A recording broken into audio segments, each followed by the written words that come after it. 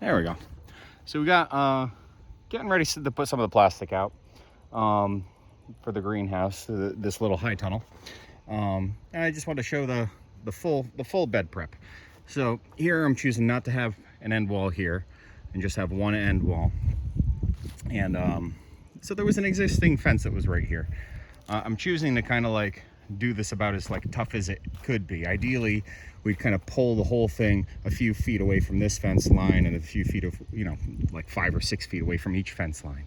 But, I can kind of pull back the fence, pull off the grapevines, pull aside the grapevines, and dig trenches along here. Same thing down there with that little fence edge.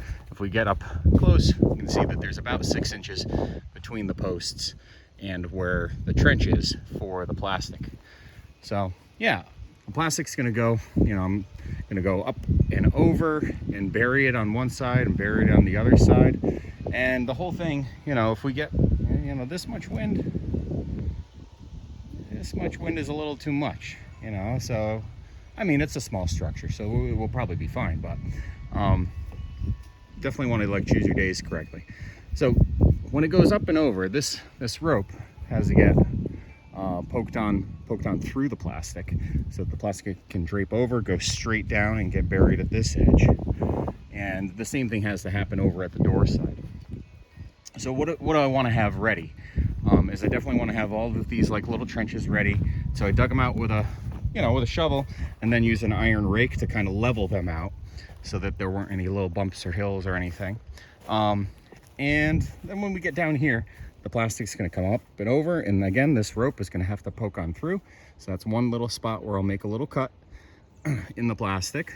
And as the plastic comes up and over this stuff, it's really only going to be used for one season or so, the plastic, and then you can keep the plastic on the end walls, but the rest of it, you can buy new plastic each time you're gonna reset this up.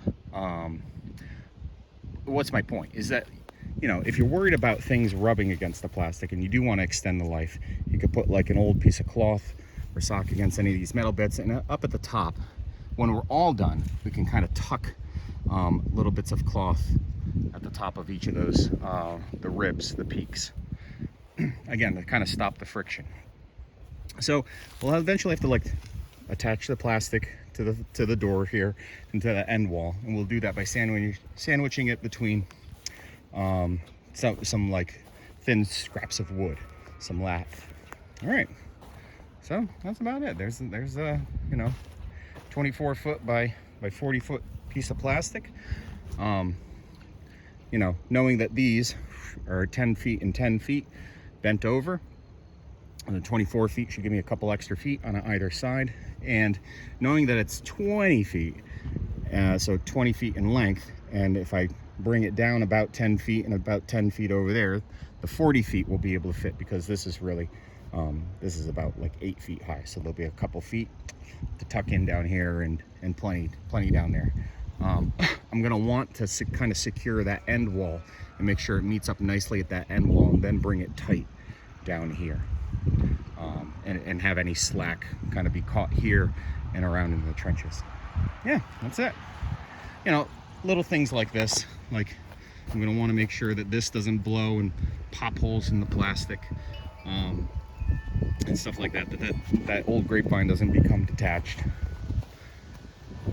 Yeah, fun times.